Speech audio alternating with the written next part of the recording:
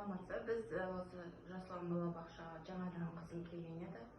Сол группада тазалық сақталынған ба, жеке гигиена жайлы айтып кетесіз ба? Саламатсыздар. Әрине бізде гигиена ең алдымен денсаулық кепілі болып табылады.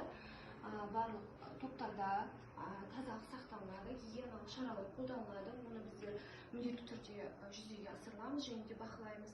Ең алдымен бала әжетханаға кіргеннен кейін қолын міндетті түрде сабынды ерітіндімен жуу қажет. Одан кейін тамақ ішердің алдында міндетті түрде қолын сабынды ерітіндімен жуылады.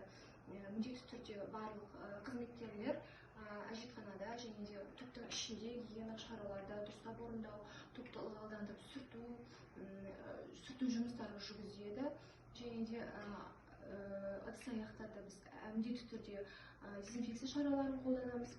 Ең алдымен балалардағы гигиеналық шаралардың алдын алу патогендік микроорганизмдерді, яғни бізде мына қол арқылы жұғатын патогенді микроорганизмдер, бактериялардың алдын алу үшін міндетті түрде сабынды сумен қолды жуылады. Барлық баланың қолы міндетті түрде жуылуы қажет және де ол ылғалды сүрткішпен сүртіледі. Және де балалардың өзінің жеке бас тарағы болуы қажет. Бұл да гигиенаның өзінің сақталу нормаларына сәйкес келеді. Әр баланың өзіне